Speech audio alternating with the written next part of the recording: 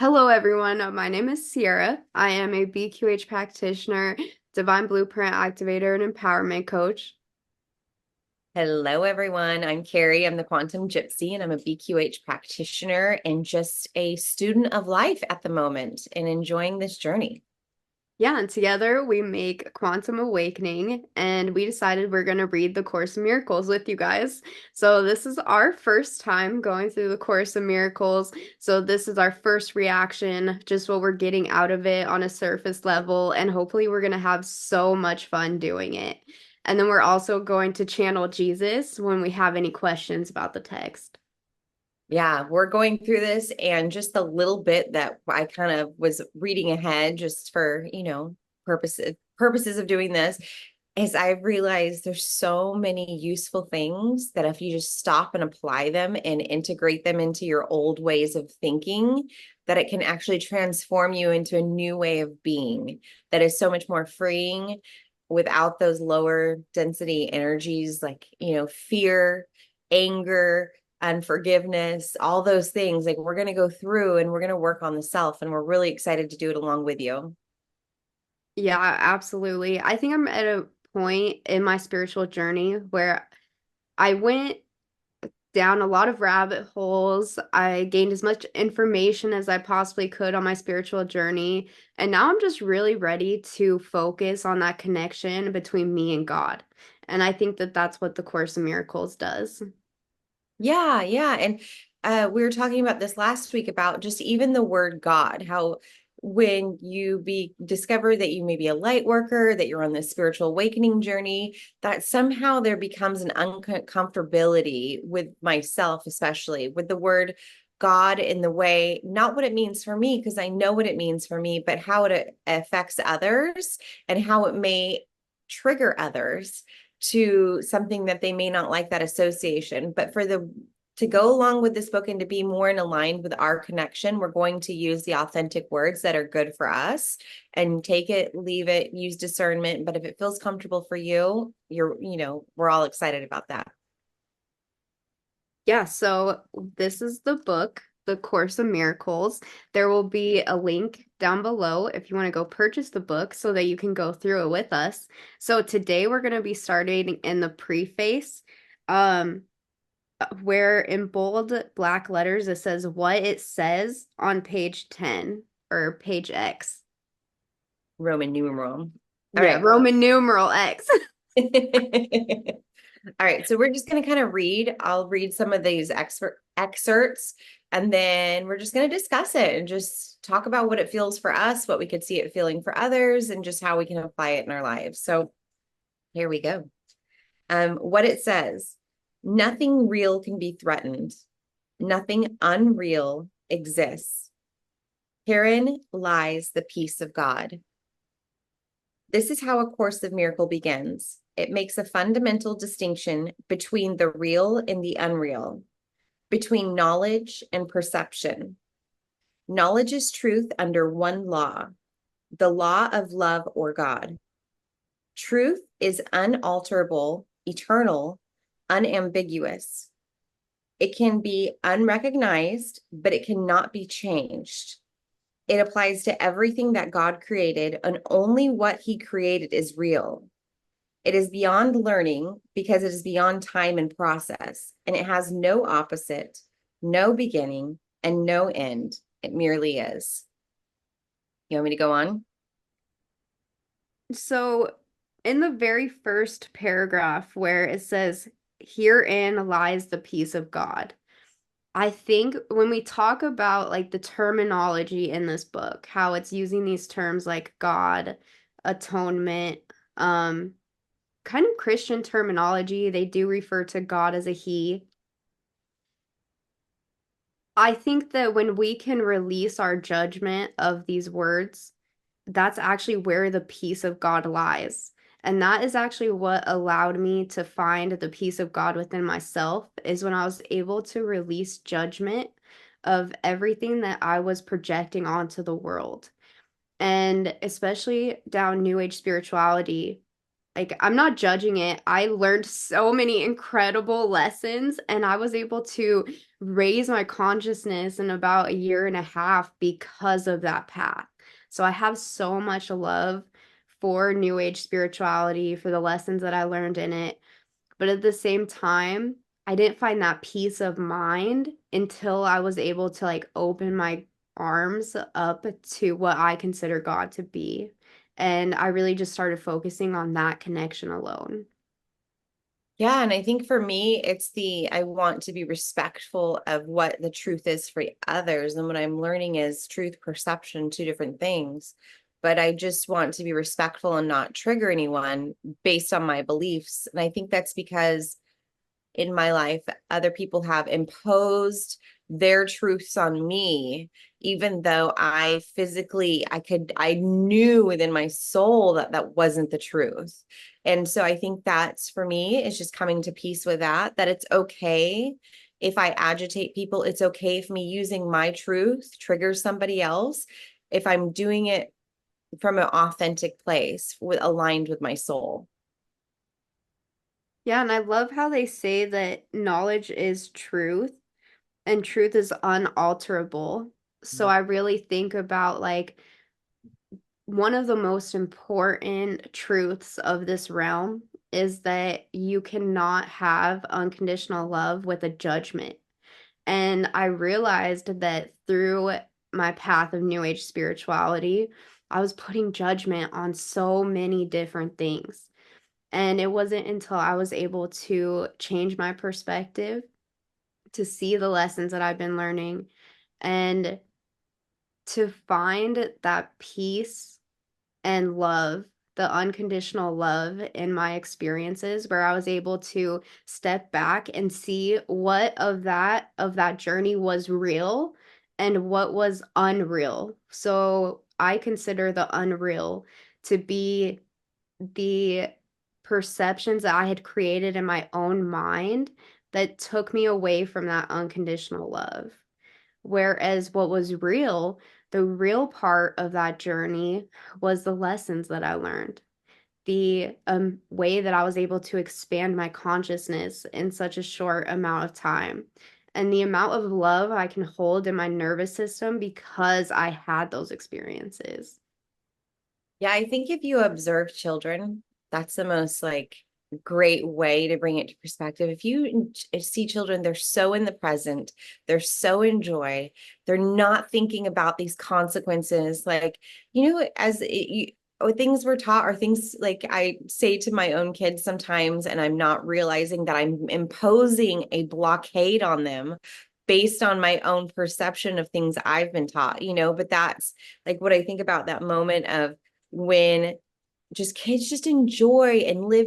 They're not in fear, they're just in this purity of everything. And it's all those things outside of that freedom that are not real. They're all exist within our mind, and it's all based on things we've been taught or told or seen, or just the way we've processed in our brains. And I just, this is coming back to that freedom of being that free loving child within, and just loving the earth and just being in unison with it, and I in unison with God.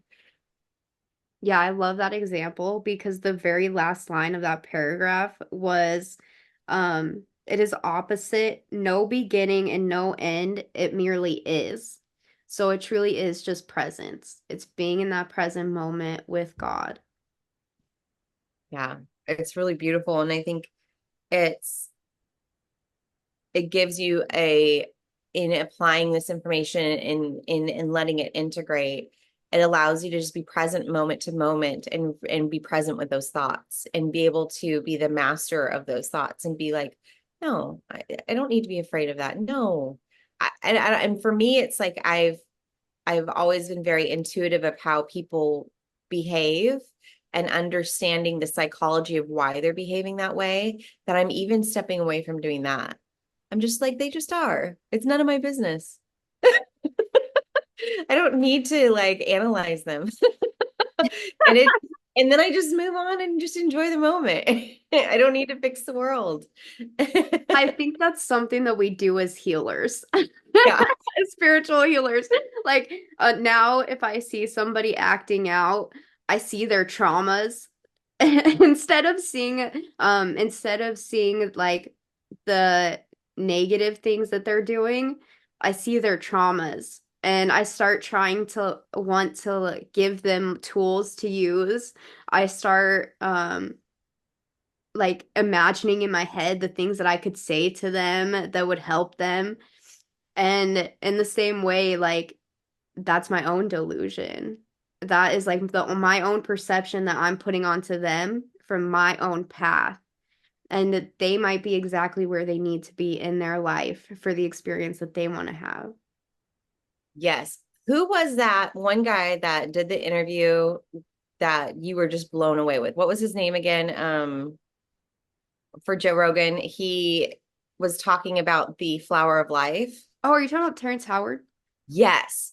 He, out of all that phenomenal stuff he said, which I'm sure it was like groundbreaking, right? Like, it was beautiful.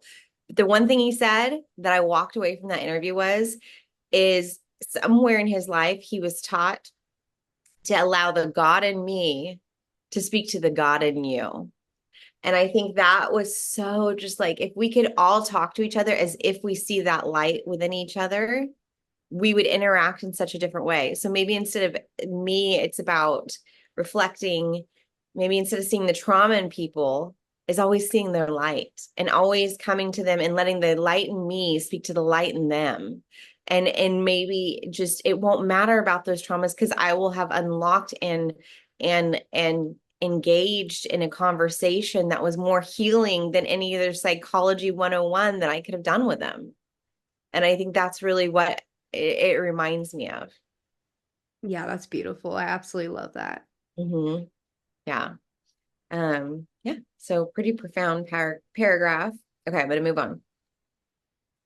The world of perception, on the other hand, is the world of time, of change, of beginnings and endings. It is based on interpretation, not on facts. It is the world of birth and death, founded on the belief in scarcity, loss, separation, and death. It is learned rather than given, selective in its perceptual emphasis, unstable in its functioning, and inaccurate in its interpretations. It's saying everything that's in the mind. Our soul is the encompassing body of God and perfect. But anything within the mind and the way our brain has stored information is not of God. Yeah, I think anything that has to do with our perception. So, really, just that separation from God. And this is why I will always love meditation, is because it's just a time to be the observer so that you can see how your thoughts are polarizing you in any way or in any direction. And once you learn to be more in balance with your thoughts, then I feel like that's when the atonement really starts happening. And you realize that you're this incredible being behind your thoughts and that you are not your thoughts. And I do feel like these things that they listed off, like the scarcity, loss, separation, death, that's the illusion. It's what's unreal, but the way that we've been conditioned and programmed in this life, that's what feels real to us. It's almost like that's what we have tricked ourselves into thinking is the most real when that's actually not who we are at all. Yeah, we're here to have an abundant experience. And what has taken us out of the worthiness or the belief or that we're able to have this wonderful experience and enjoy and just have a lovely life. And that's why they always say start within, because the thoughts that you are perceiving the world by are really guiding the journey and the experience that you're having.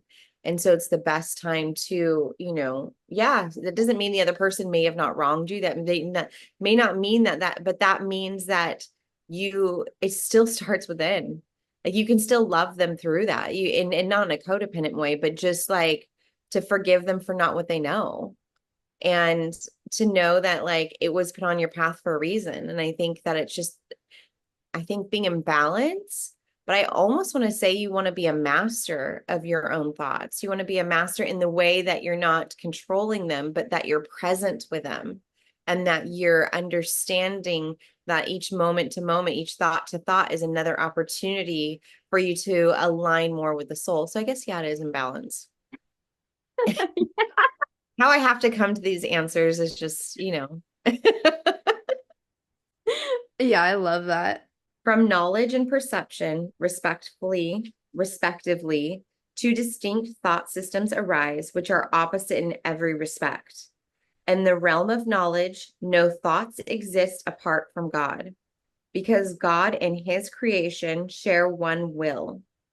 The world of perception, however, is made by the belief in opposites and separate wills, in perpetual conflict with each other and with God. What perception sees and hears appears to be real because it permits into awareness only what conforms to the wishes of the perceiver. This leads to a world of illusions, a world which needs constant defense precisely because it is not real. Huh. Yeah, that paragraph is so powerful for what is going on in the world right now. Because I feel like everybody is in constant defense all of the time for trying to protect their beliefs of what is not real. Yeah, have you ever been in a not an argument, but just in a situation where someone didn't tell the truth, but they overly defend that non-truth? And on a like extreme opposite, somebody who knows the truth and just stays silent because they don't feel like they have to defend the truth. It's just that's what that reminds me of is like, you know, the truth doesn't have to sit there and over defend itself because it just is. It's like take it or you take it or leave it for yourself, but I just is.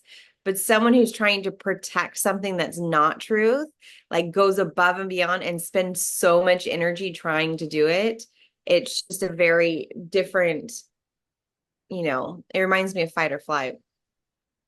Yeah, so why do you think people attach on to these belief systems so strongly?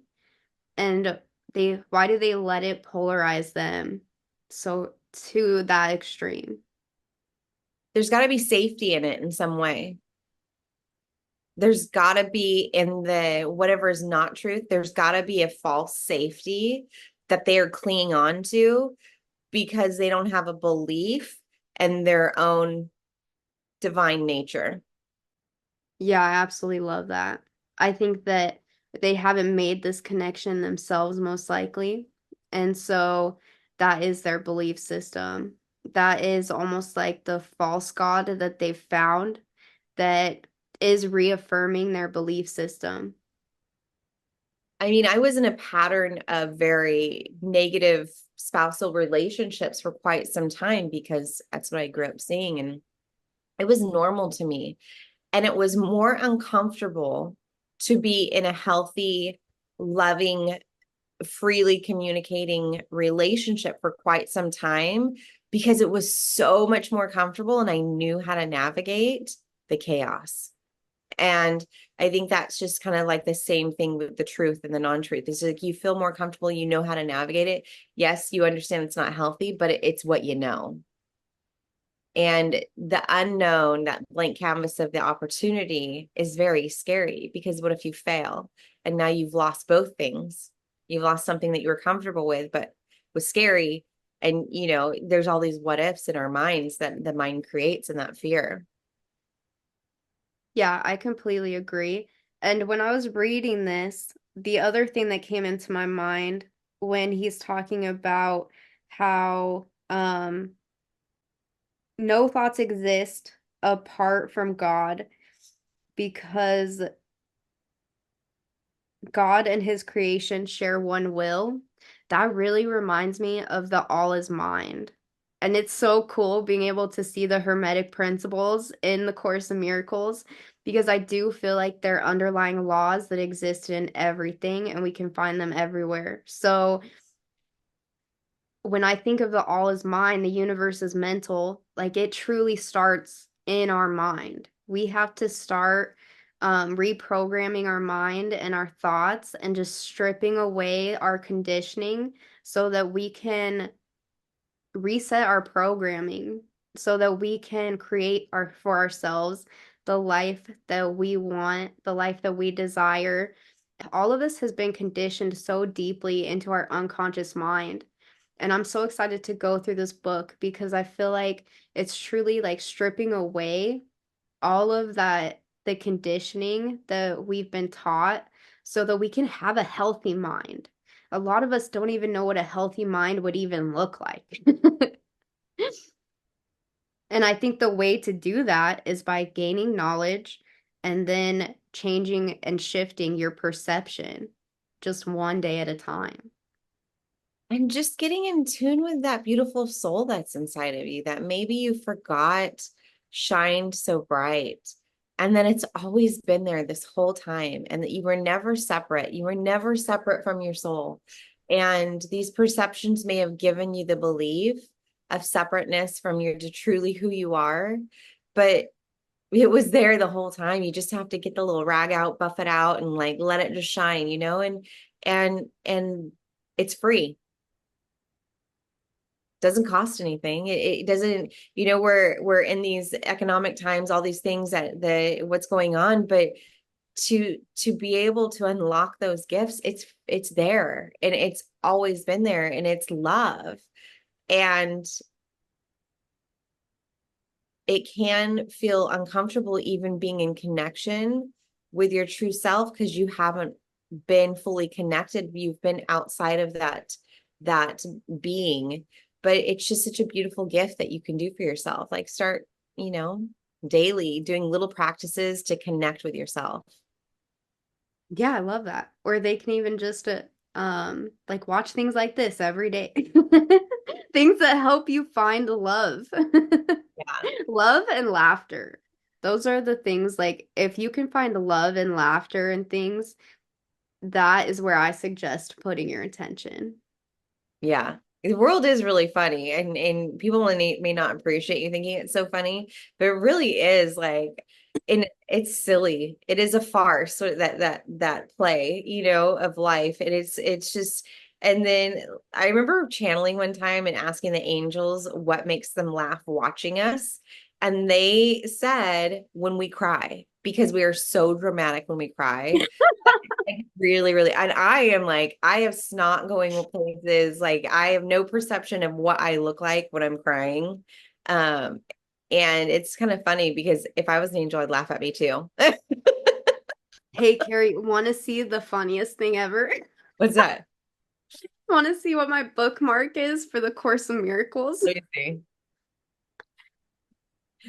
Oh my gosh. That's me and my little brother. That's so funny.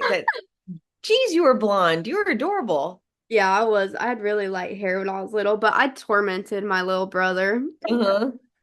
And that's what my bookmark is for this book. All right, everyone. So we've had so much fun today. Thank you for watching. We're going to be doing this every single week. We're really excited about it. Go and check out me and Carrie on Patreon. We have our Patreon. It is Quantum Awakening Portal, where we do group hypnosis, live channelings. We have a beautiful community that is really just there to heal themselves and go through this journey together. We're just grateful. Go check out our community. We have lovely people there, all just kind of aligned, moving forward, just humbly, if it's students of life together, supporting one another. And we have some fun channelings. We're excited at the end of August. We're going to do the live group hypnosis.